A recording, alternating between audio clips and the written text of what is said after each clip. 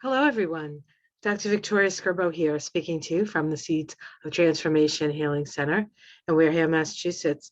As promised, we're going to look at the Pluto return of the United States. Before we get to the Pluto return, let's just look at the Pluto of the United States. I'll be referring to the Sibley chart. Now, there are a number of charts connected to the US, the Sibley chart, which has a Sagittarius rising. There's a Gemini rising chart that's popular. There's also a Scorpio rising chart that's popular. They all have their reasons for the people who ascribe to looking at them.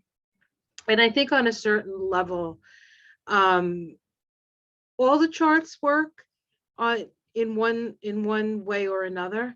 And of course, the thing that really sort of brought the Sibley chart into focus for me was the 9/11 chart, because at that time we had Pluto in Sagittarius and Saturn in Gemini, making that opposition right across the bow, so to speak, of the U.S., the ascendant-descendant line. And that was Pluto on the ascendant was a sort of rebirth energy, and then Saturn coming up into that 7th house of open enemies. So, and any number of reasons with that 9/11 chart, which we're not really going to talk about, but that was sort of the period at the end of the Sibley seems quite reasonable as a chart to work with. So let's take a quick well, let's not take a quick look. Nothing's quick with this, but let's take a look at the chart. So this is the Sibley chart. I have July 4th, 1776. This is actually the signing of the Declaration of Independence. Some people believe that the chart of the United States is the first Constitutional Congress, because that's really when the country began. This was the declaration of our intentions. So we have 5:10 p.m. In Philadelphia, Pennsylvania. So we can see here that we have a Sagittarius ascendant chart. That means that the ruler of this chart is Jupiter. We have Jupiter in Cancer, conjunct Venus in the 7th house of partnership, business partnerships, marriage, and also open enemies. We have the sun there in a close conjunction to, well, in a conjunction to Jupiter. We also have Mercury in Cancer, and but it is retrograde. So the United States has a Mercury retrograde. We can see Mars there in the 7th house. That's a challenging planet to have in the 7th house. It's in Gemini. That Mars in Gemini really does sort of express the dual nature of the US.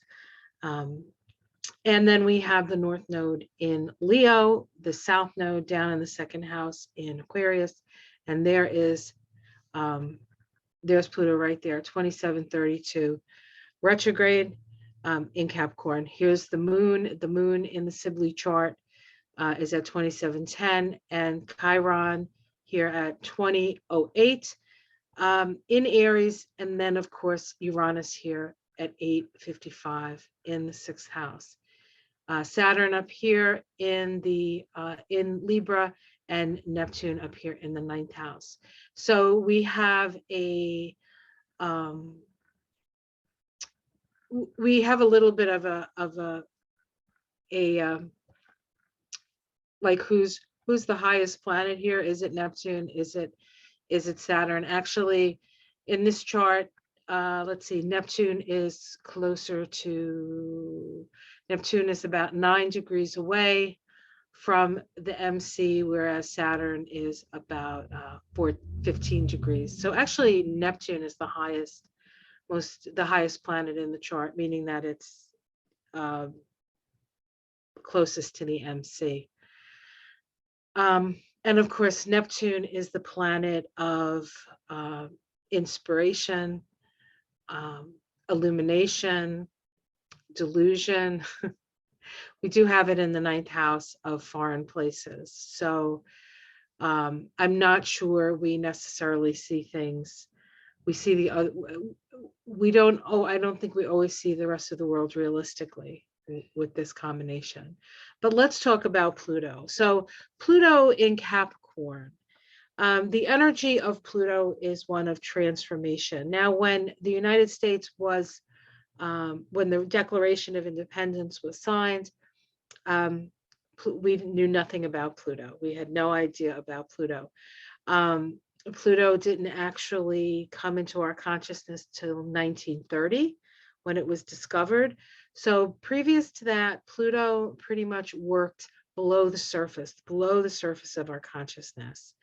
Pluto in the 2nd house, Pluto is our deepest desire, And one of the deepest desires of Pluto in Capricorn is a desire to control things. And because we're dealing with an earth sign, we like to control the resources. And Pluto in the 2nd house in Capricorn is indicative of a wealthy, and if this was a person's chart, they have the possibility and the potential for great wealth. And of course, the United States was in its way a very wealthy country when we signed the Declaration of Independence. It was an undiscovered country. And that undiscovered country, I think, was really that Sag rising is very much stimulated by the need to move forward. Now, where Pluto falls in a chart, whether it's a chart of a person or a chart of a country, is the soul of that country. And yet, in order to evolve as a country, or even as a person, if this was your chart, we need to move in the direction of the polarity point of Pluto. Pluto is what we know.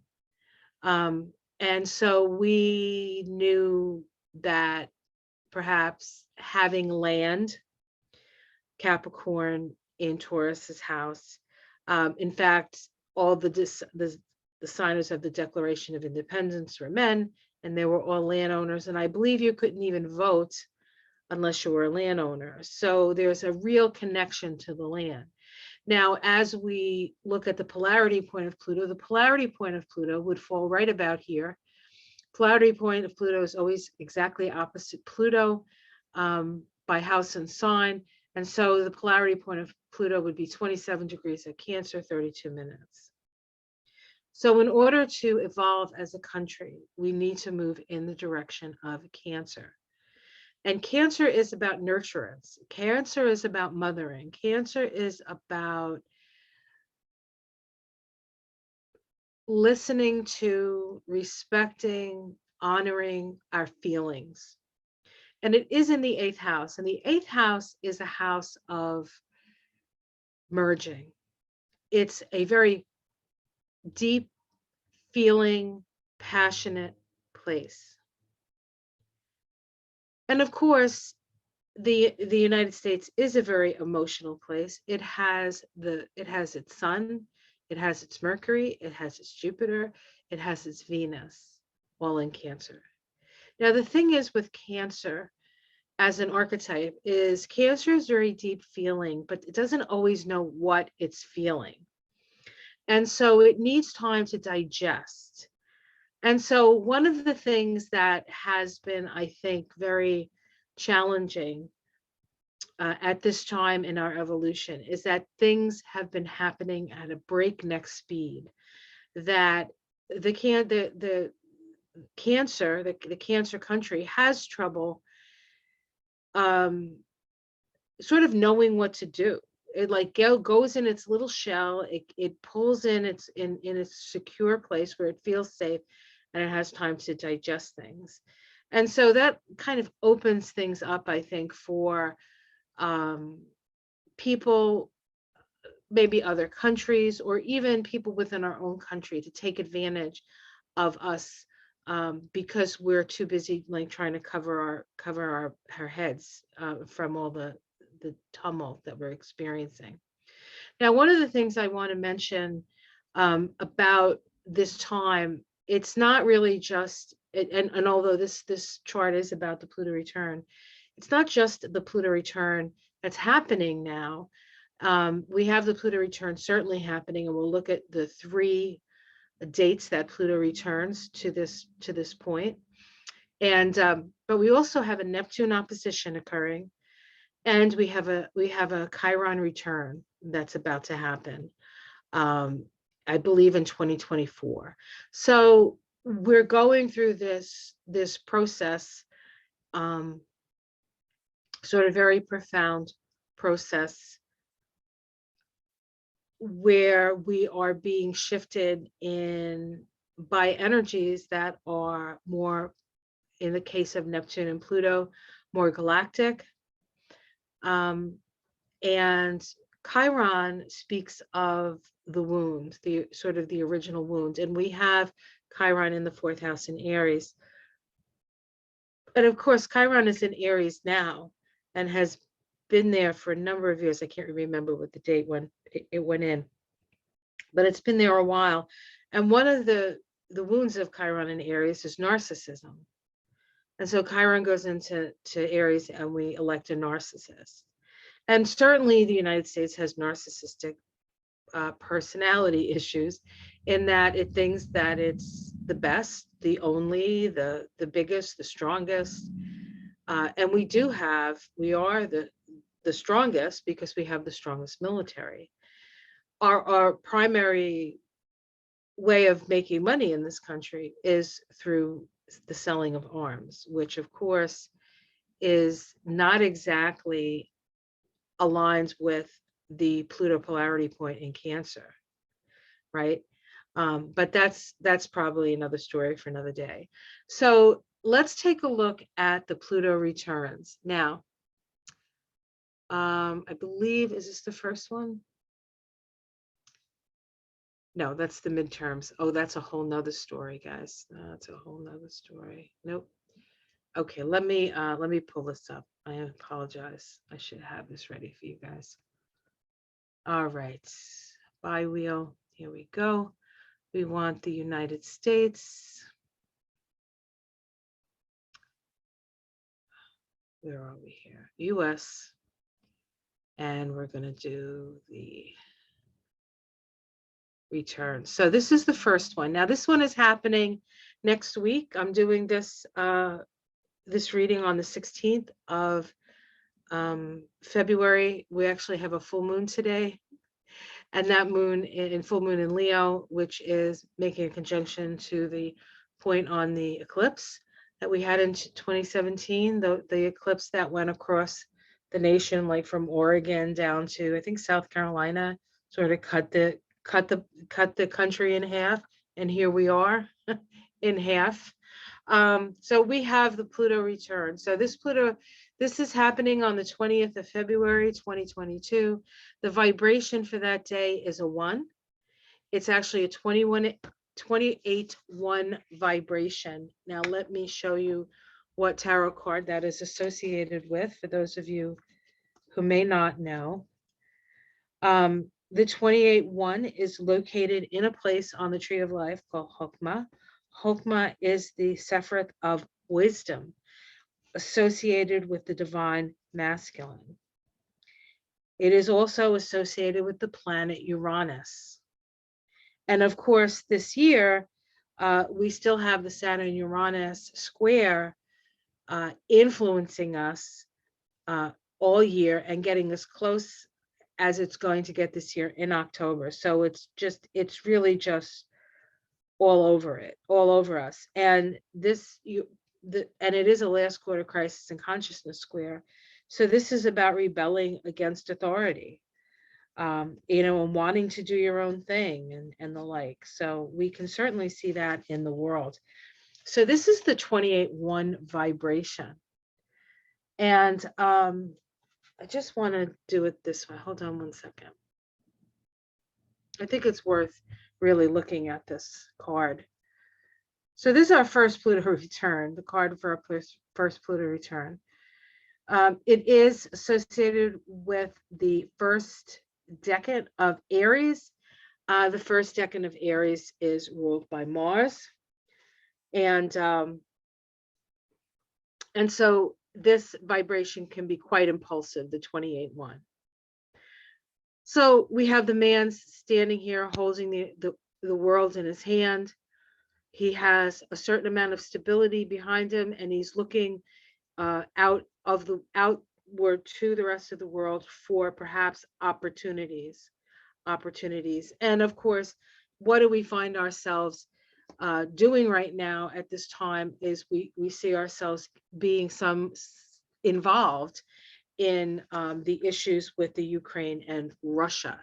Now, what that's going to mean for us and how that's going to manifest, we don't really know at this point, but we do know that there's a lot of energy in that area. And we'll have to see what that brings, but it's very interesting that this is occurring at the time of the first Pluto return, because Pluto in Capricorn in the second house is also the military industrial complex, as it is slavery, is symbolic of slavery, and also symbolic of the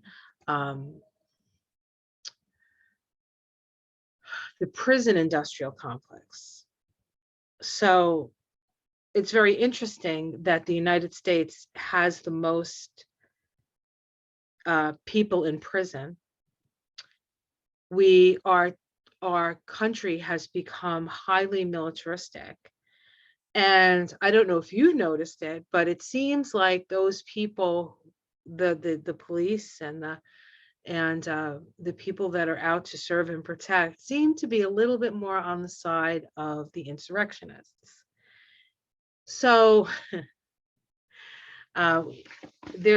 it's worrisome. Let's just say it's worrisome. So let's get back to the chart. Keeping in mind this card, right? This Aries energy. And of course, let's just look at the Aries energy, right? From that card, we see that Chiron is in Aries. Actually, at this point, Chiron is actually in the second decan of Aries. It's actually just moved. Is it? Yes, just moved into the second decan of Aries, but we do have Chiron in Aries here. So here we have Pluto on Pluto. Right next to Pluto, we have Venus and Mars. Venus and Mars actually today just made a conjunction at 17 degrees of Capricorn. And now Mars is moving away from Venus, which is unusual because Venus usually goes much faster than Mars, but Venus is just coming off her retrograde motion. So she hasn't reached her sort of top speed or her regular speed. They will meet again in March. And that's a story in itself, which we can talk about in another video. But we have Venus and Mars there. And it's an interesting combination, because normally Venus would start moving away from Mars, starting the synodic cycle between Venus and Mars, because Venus is the faster. So usually Venus takes the lead, but in this case, after this conjunction, Mars takes the lead.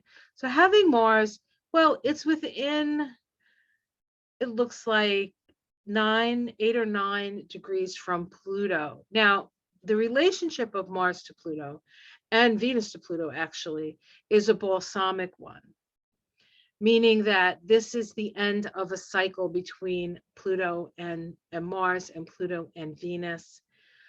Those cycles, Pluto and Mars, that cycle began in 2020, and the Venus-Pluto cycle is the cycle that began in 2021. So we have a sort of culmination energy from 2020 and 2021 as Pluto makes its conjunction to Pluto. We also have to note that Mercury, the planet of communication, is conjunct the south node of the moon. Now, the south node of the moon is actually conjunct Pluto. And so that brings a lot of resistance to moving out of the past and moving into the future. So there is a lot of past orientation with this chart in general, with the chart of the United States. The United States was founded, and then people came to the United States to generally escape bad situations in their homeland. War, famine, poverty, crushing poverty. They all came to America because America was the land of opportunity, not for Blacks and not for Native Americans, but for anybody else who kind of came. But it's not opportunity. What was it? The streets are paved with gold, but not really. You had to work, and all of that was blood money. So we look at this Pluto conjunct Pluto and Mercury conjunct the South Node. Mercury conjunct the South Node is voices from the past coming, informing us. We will hear things about the past. We will hear things from the past. The South Node in Aquarius is associated with trauma. And so we will hear about the trauma of the past. Pluto return is our opportunity to look at our shadow. And there's plenty of shadow fodder for this. We do happen to have the sun in Pisces at the time. It is conjunct the moon in Aquarius. So this is also an illumination, that moon in Aquarius, of the history of America and the people who came here and the people that we took America from and the people who we enslaved to build America. So all of this, despite the best efforts of the Republicans to burn books and tell us that our history isn't so bad after all, that is an attempt just to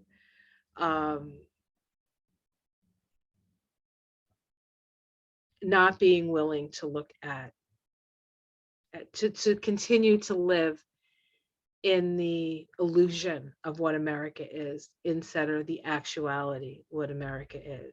And yet America has afforded us great leaps forward technologically, culturally. It is a country of 50 states, separate states, self-governed states that are trying to come together as a more perfect union. That's a lot to ask. That's a big ask. And most of the people have come from other places. The only ones who haven't come from other places are the Native Americans. And of course, they don't have really, they do vote, but it's very difficult for them to vote. And they do a lot of voter restriction, voter suppression laws. It's not just Blacks and Latinas and poor people and people of color. I guess Native Americans are people of color as well, but they have their own sort of, they have their own hell. They have their own hell. That in certain cases we are the devil for. All right, so this is the first Pluto return. So what can we expect? Well, we can expect the shadow to be seen, and the issues of prisons and the issues of the military industrial complex and issues of slavery, all of that coming up right there for us to discuss. Mercury on the South Node, and for us to perhaps change our relationship to Venus, Mars, balsamic to Pluto. Now, what I'd like to do is I would like to look a little bit at the numerology and Kabbalah of this. So let me do something else here.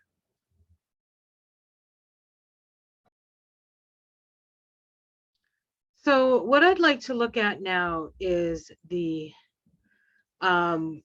tree of life for the United States. Now, there's a couple of things I want to point out before we get started.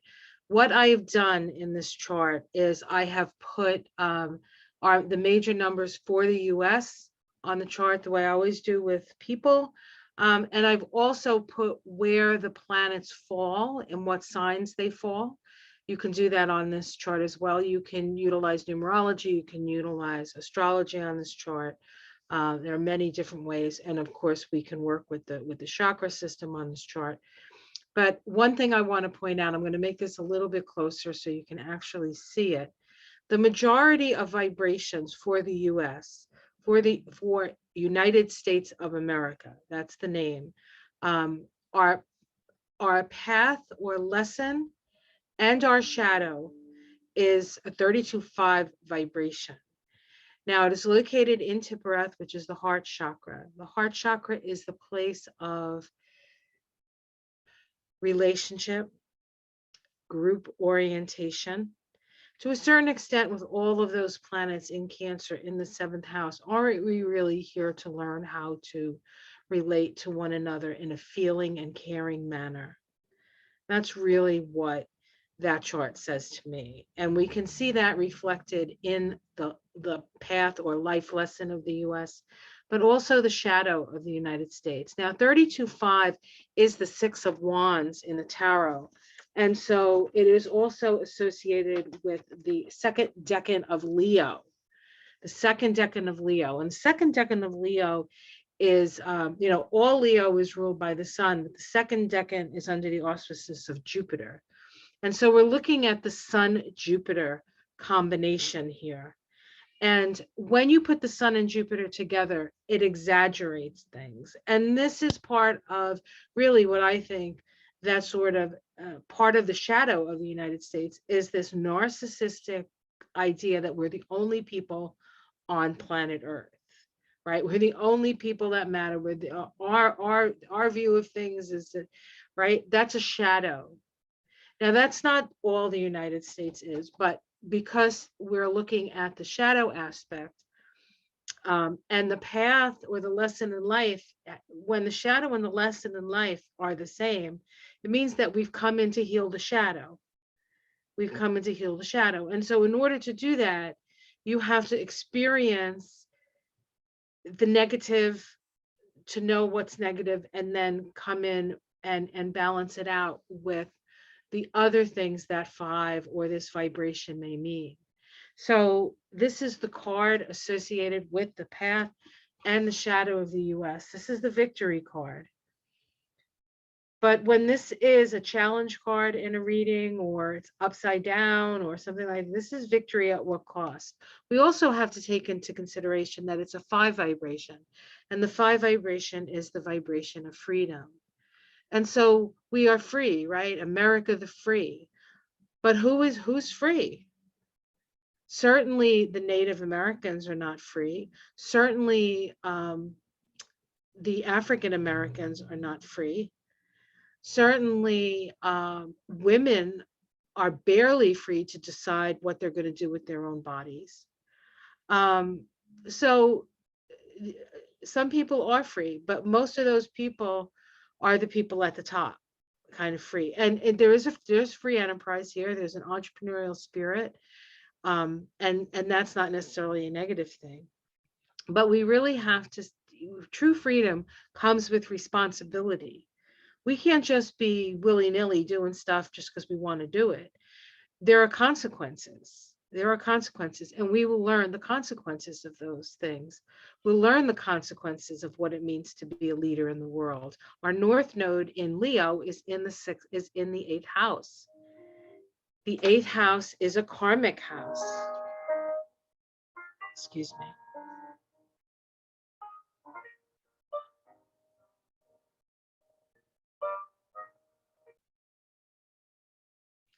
Okay, sorry about that. So I'm not exactly sure the last thing I said, so apologies if I repeat myself.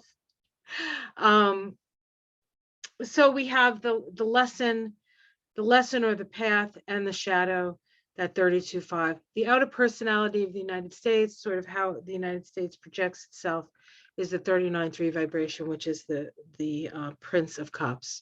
And so we're sort of well-intentioned. We tend to, the Prince of Cups is a very imaginative energy. But the 3 as a vibration is a vibration that most people like being around. And so there is a sort of a sensitivity to that energy as we project ourselves out there. And we certainly have had, times when we have come to the aid of people, but there's also been times when we've created the chaos as well. But then every country can do that. We can't really say that that's a unique thing. We're all working within a paradigm, and the difference now is, in my estimation anyways, that the paradigm is shifting. And so imperialism and empire was the way forward. Even in 1776, we went from self-governance and represented government, representational government into empire. So now with the hopefully raising of the consciousness and the shift from a more patriarchal to a more not necessarily matriarchal, but a more balanced perspective, a way of moving forward. More illuminated, more aware, more open, more balanced between the masculine and the feminine energies. It's not so much about going out and conquering anymore, but it is about looking at where we stand and building and creating a safe future for humanity. Right. So, I mean, that's hopefully where we're pointed, not we as in the United States, but everyone, hopefully. We'll see how that goes. We have the soul of America up in Gabura. That's the 45-9 vibration. That's the 5 of Cups. And that is associated with the second decan of Scorpio, The second decan of Scorpio is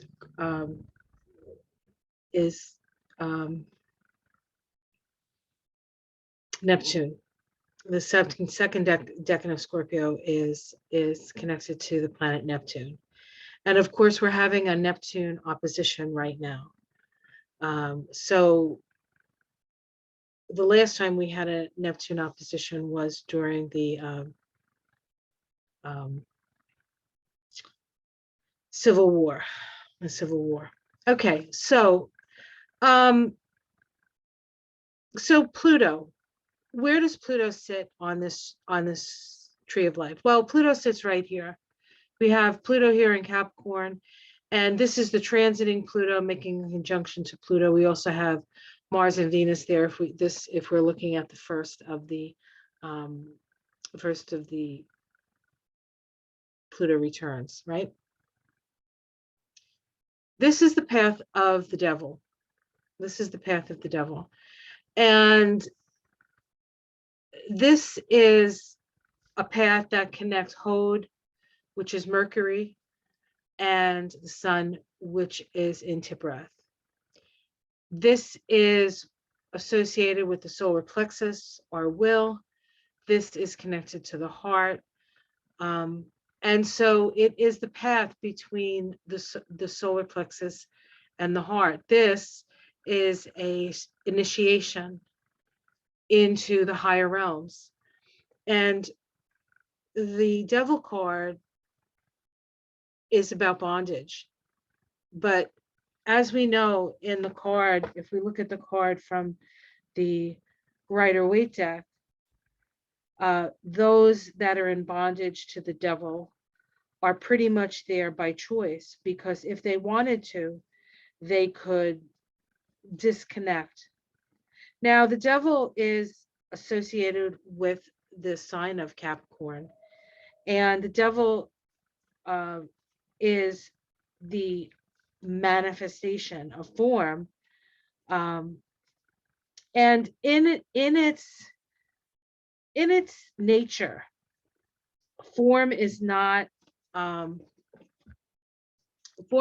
evil in its nature. The physical environment is not evil to its nature, but being chained to it can is really a losing battle, because things of the earth are temporal. Things of the earth have an expiration date. And when you choose to connect yourself exclusively to the manifestation or the money or the power that comes with being in charge of the physical environment, you too will move into, will end, right? So anything connected to the earth has a cycle of beginning and ending, beginning and ending, and beginning and ending. And the only thing that is truly eternal is the spirit. And the spirit does lie in Tippereth, the spirit, the spirit of America, so to speak. But that is where the shadow lies as well. And so we have to ask, who has the freedom and what's the cost of freedom? Plus, the victory is won, but who are we fighting? And so really the United States, because it's such a young country, it's kind of a teenager in charge. And this Pluto return, I think, is going to give us some pause to look at, hopefully, who we are. And if we don't look at things, then things will look back at us. And so things aren't going to get better until we're willing to see what we need to see.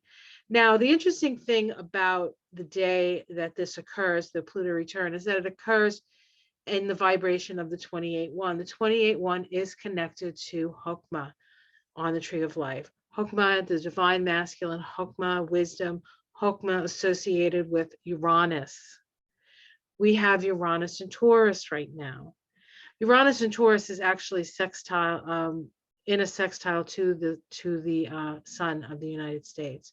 So an opportunity for progressive change, an opportunity for progressive change.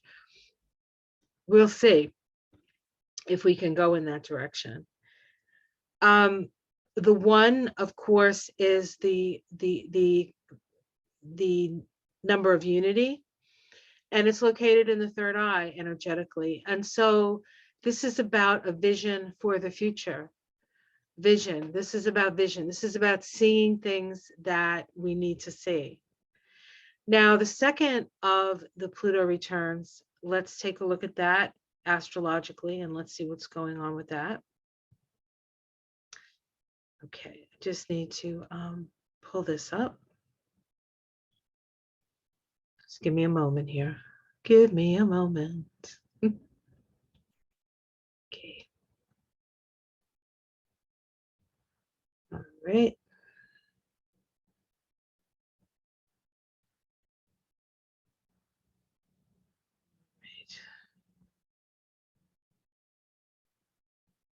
So this is the second Pluto return. The second Pluto return is going to be happening July 11th, 2022. When we add those vibrations together, we get a 24/6 vibration. Now, the 24/6 vibration is a Leo vibration. The 26/4 is located in Baina, the place of the divine feminine. And so the first of the Pluto returns falls in the place of the divine masculine. The second one falls in the place of the divine feminine.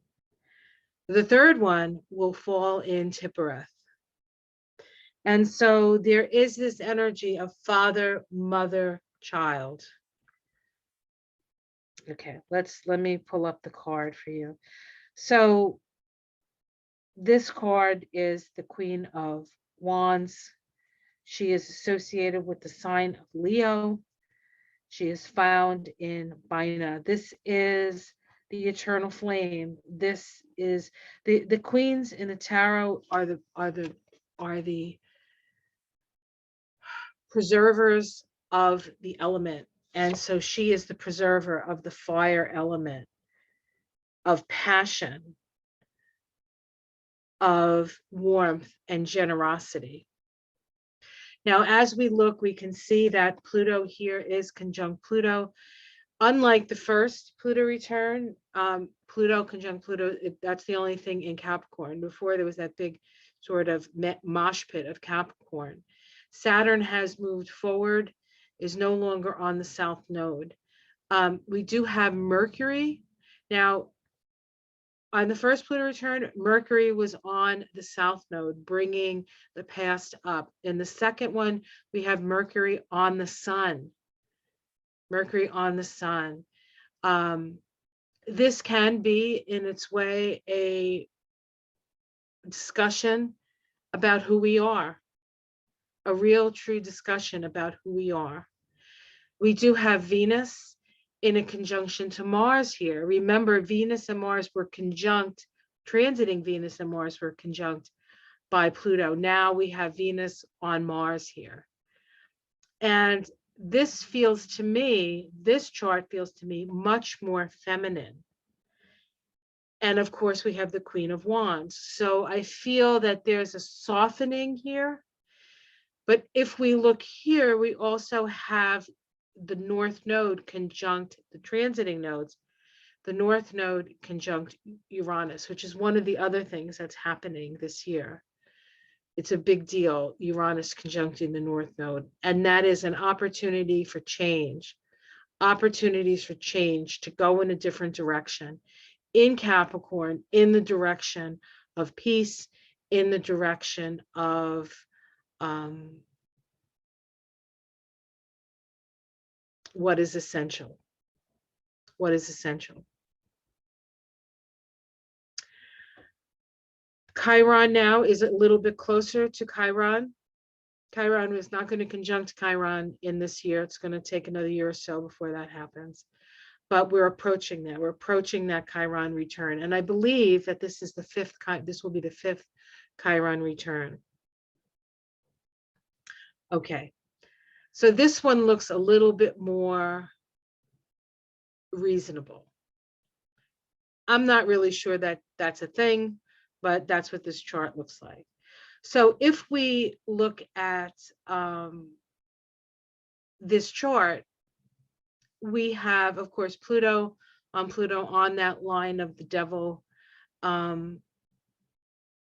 Venus here on the path of actually of the lovers. So this is choice. We have choice here.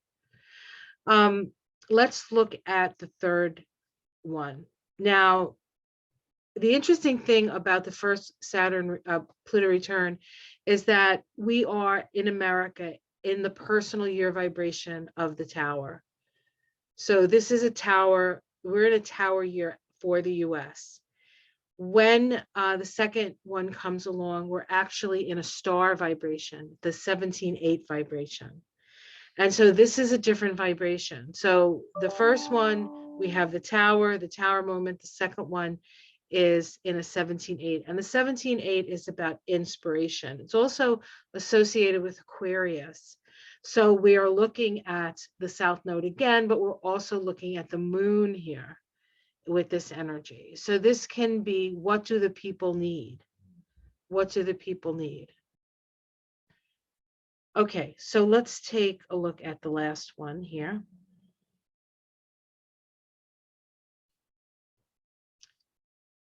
And just give me a moment.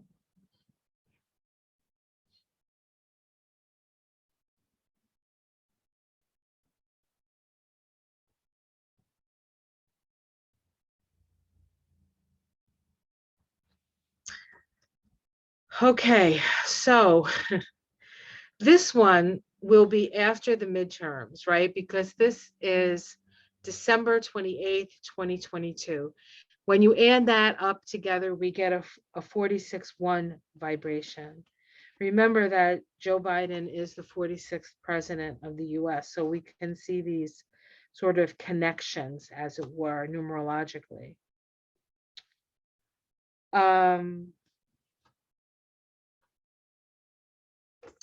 Donald Trump was the 45th president.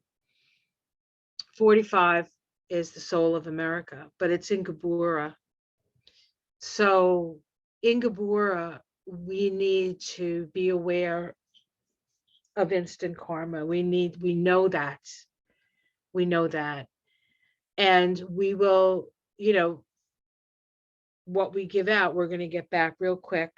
And there was quite, I think there's quite a turnaround with that 45.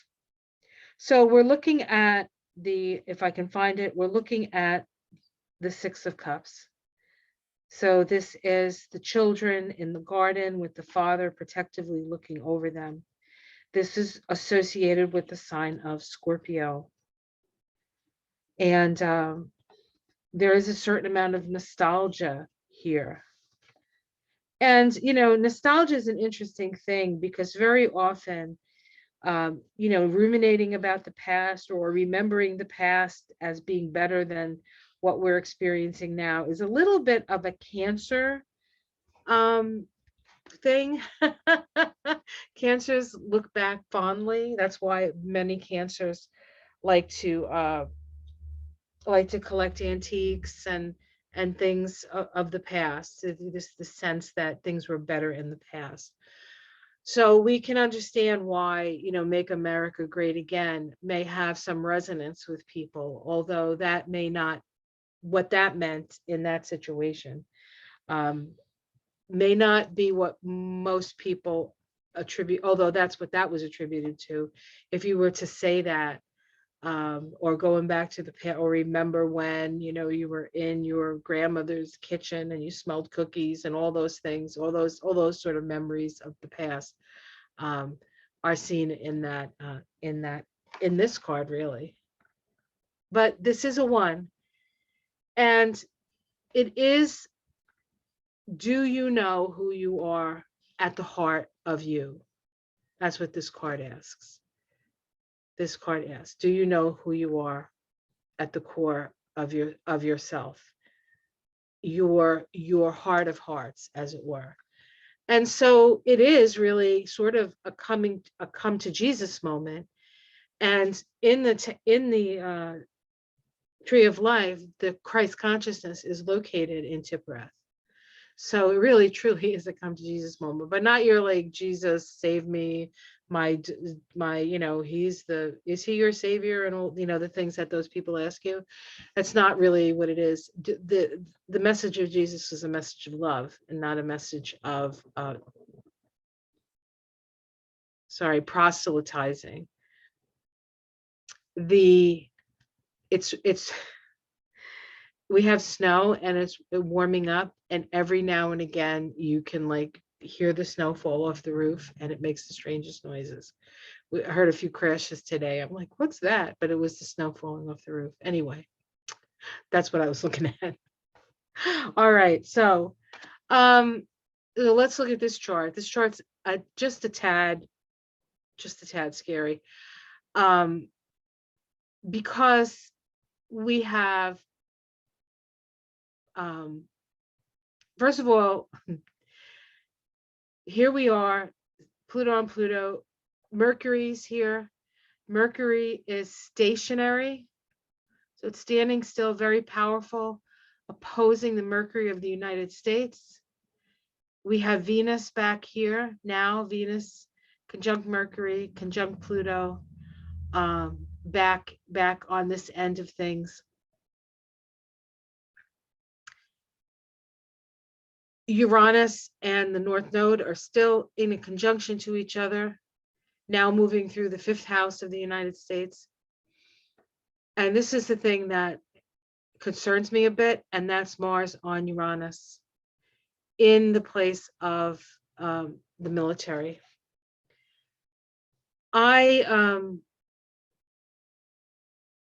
This year's Mars return for the United States, we have 3 Mars returns, one in October, one in December, I think, and one in March. Because Mars goes retrograde in Gemini. And if we do get involved in any kind of war altercation, I have a feeling that we are not going to do well in that.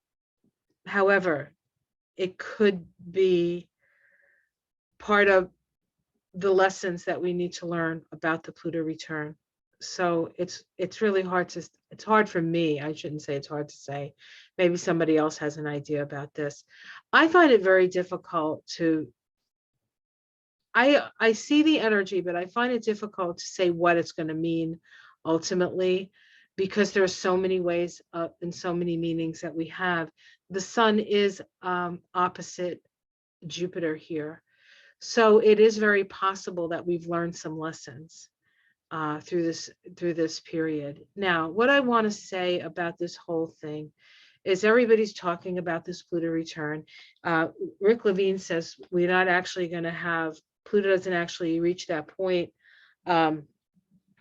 until I think 2024 sidereally, but it's a process, and it's a process that began probably right around 2007,